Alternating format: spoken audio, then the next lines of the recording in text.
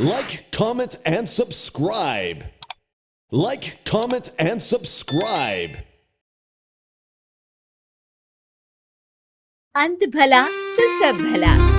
रोली की शादी उसके माँ बाप एक आलसी लड़के से करा देते हैं। चलो, रोली की शादी हुई और हमने गंगा नहाई। और क्या, बेटियां तो होती ही हैं बोझ।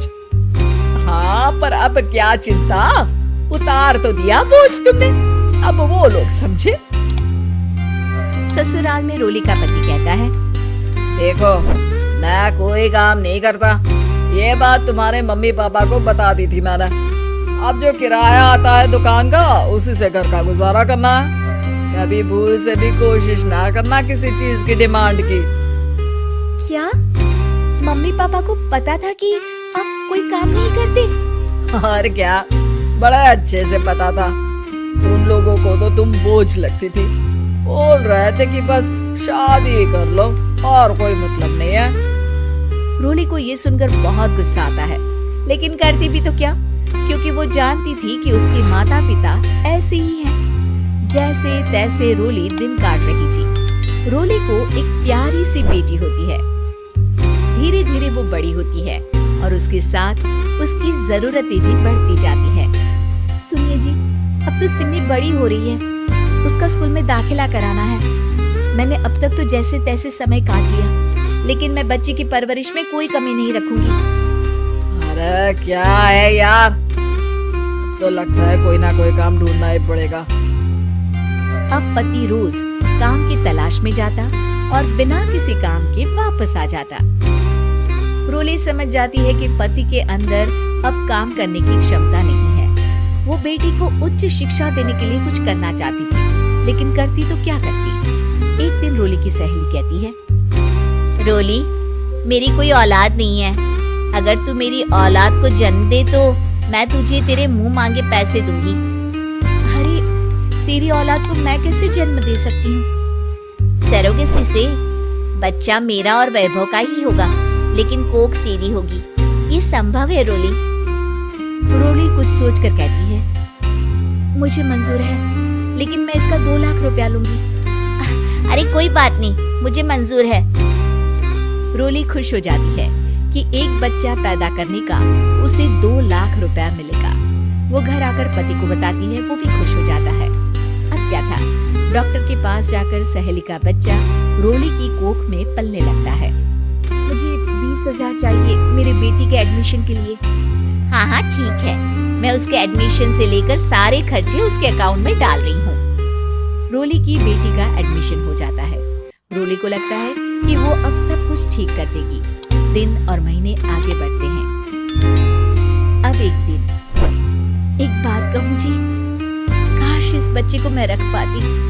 मैं अब इससे काफी जुड़ गई हूँ। अरे यार, पता नहीं किसका बच्चा है, अपने पास है ना अपनी मुन्नी? हाँ, लेकिन अब मैं भी इस बच्चे से जुड़ाव फील करने लगी हूँ। लेकिन मैं ये जानती हूँ कि ये मेरा बच्चा नहीं है। दोनों की जिंदगी ठीक चल रही थी, लेकिन कहते ना कि सुख का पल ज्यादा लंबा नहीं होता।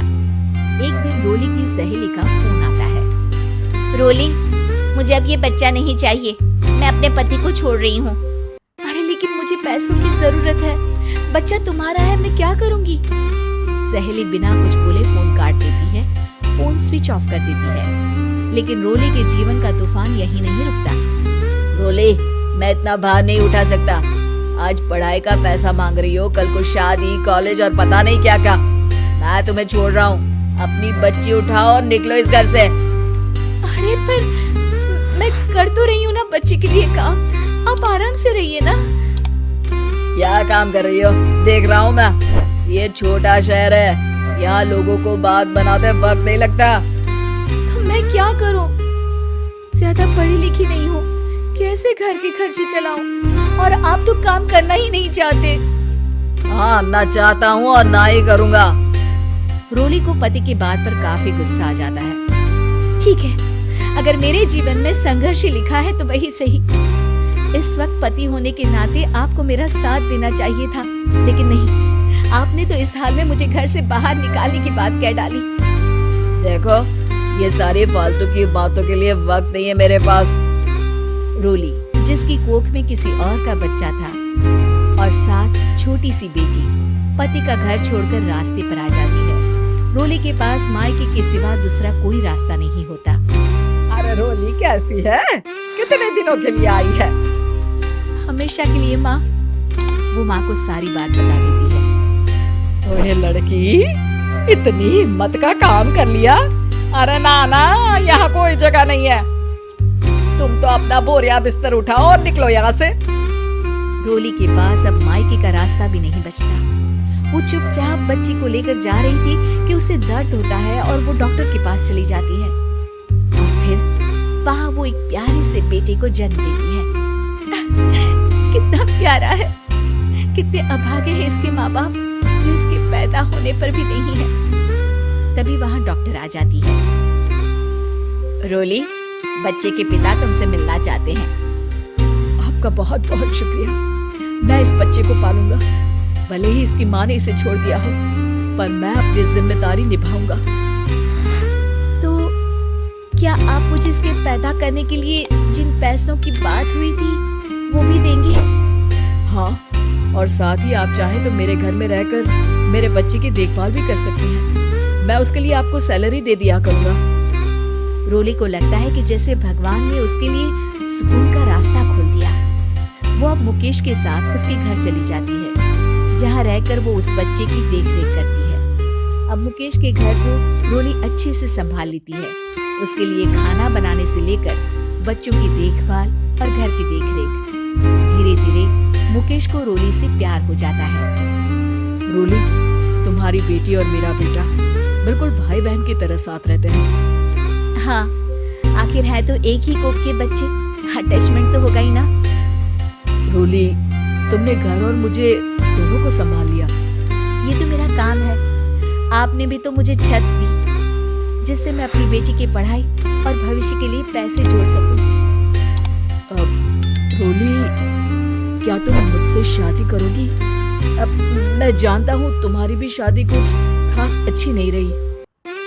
रोली को मुकेश की बात ठीक लगती है। वो उसे हाँ बोलने की सोच ही रही होती है कि उसके पहले पति का फोन आ जाता है। रोली, मैं बहुत परेशान हूँ।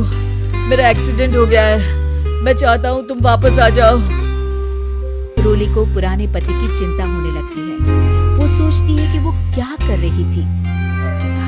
हाँ, ठीक है, मैं आ रही हूँ। हाँ रोली, आ जाओ, लेकिन बच्ची को कहीं हॉस्टल में छोड़कर आना, क्योंकि मैं नहीं चाहता कि हम लोगों के बीच फिर से वो सारी बातें हो। रोली को समझ आ जाता है कि पति आज भी सुधरा नहीं है। वो पति के पास जाने से इनकार कर मुकेश को हाँ कर देती है।